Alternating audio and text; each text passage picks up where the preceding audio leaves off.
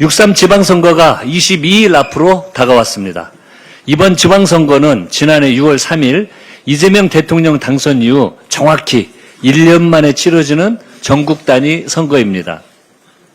총칼로 무장한 계엄군을 맨몸으로 막아낸 우리 국민은 나라를 망친 윤석열을 탄핵하고 중앙 권력을 교체했습니다. 1년이 지난 지금 이제는 윤석열을 등에 업고 지역을 망친 지방 권력을 교체할 차례입니다. 광기와 망상의 윤석열 내란 세력은 법의 심판을 받고 있습니다. 무능하고 무책임한 윤석열의 지방 권력은 투표로 심판받을 것입니다. 6.3 지방선거 승리는 위대한 국민께서 시작한 비세혁명을 완성하는 일입니다. 또한 이재명 정부와 국민의 성공, 대한민국의 대도약을 앞당기는 대전환의 마중물이 될 것입니다. 민주당은 중동 위기 극복과 민생 안전을 최우선으로 하는 일 잘하는 지방정부를 만들겠습니다. 진실하고 성실하게, 절실하고 겸손하게 6월 3일 국민의 승리를 위해 전력 질주하도록 하겠습니다. 당정청은 중동 위기 극복과 민생 안정을 위해 비상하게 대응하고 있습니다. 민주당은 지난주 시급한 민생 법안 115건을 처리했습니다. 국민의 고유가 부담을 덜어드리는 여객 화물운수 사업법과 부동산 시장 정상화를 위한 부동산 거래 신고법 등이 대표적입니다. 국민 안전을 국민의 기본권으로 규정한 생명안전기본법도 마침내 국회를 통과했습니다. 또한 AI 데이터 센터 지원과 영농형 태양광 사업 지원 등 중요한 경제 법안들도 함께 처리했습니다. 중동 상황과 관련 이재명 대통령께서는 물가 안정과 원유, 핵심 품목 수급 안정에 총력을 다하라고 강조하셨습니다.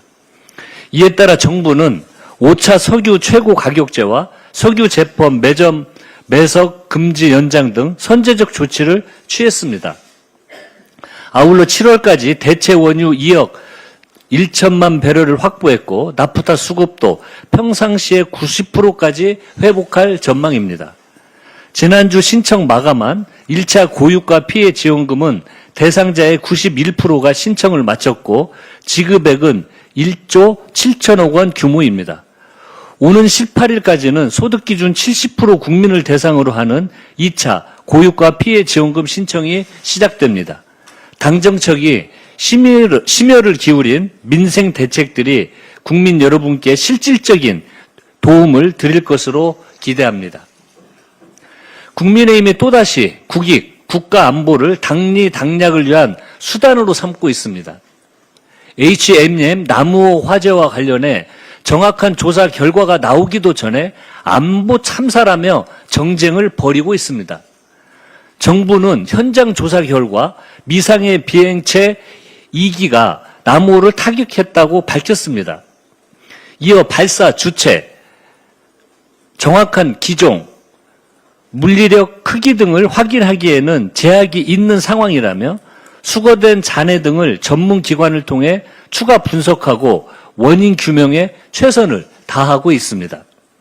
우리 정부와 민주당은 민간 선박에 대한 공격은 정당화되거나 용납할 수 없다는 강력하고도 일치된 입장을 가지고 있습니다. 그런데 국민의힘은 이를 두고 정부 대응이 늦고 설명이 모호하다며 장동혁 당대표는 조사 결과에 이란이라는 단어가 빠졌다는 발언까지 서슴지 않았습니다. 정밀한 과학적 증거 없이 섣불리 공격 주체를 특정하는 것은 호르무즈 해협에 발이 묶인 우리 선박 26척을 위험에 빠뜨릴 수 있습니다. 장 대표는 우리 정부가 국제적십자위원회를 통해 이란에 인도적 지원한 것에 대해서도 이란에 돈을 갖다 바쳤다면서 이 돈이 우리 선박을 공격한 드론으로 돌아왔을지 모른다고 망언을 내뱉고 있습니다. 국민의힘은 한미 동맹 간의 신뢰까지 흔들기 위해 한미 공조와 한라인을 통해 비행체 발사 지점조차 신속히 확인하지 못했다며 확인되지 않는 내용을 사실인 것처럼 발표했습니다. 도대체 국민의힘은 어느 나라 정당입니까? 아무 근거도 없는 망상에 가까운 괴담을 퍼뜨리며 정부를 흠집내는 것도 모자라 국민을 위험에 몰아넣고 국익과 한미 동맹까지 훼손하고 있습니다. 국민의힘은 지금 즉시 국가 안보를 팔아 표를 구걸하는 망동을 즉각 멈추십시오. 민주당은 국가 안보는 물론 외교 관계까지 정쟁의 볼모로 삼는 매국적 시도에 단호히 맞서겠습니다. 정부가 정밀한 조사를 통해 사실을 확인하고 국익을 수호하는 데 흔들림 없이 매진할 수 있도록 뒷받침하겠습니다. 이상입니다.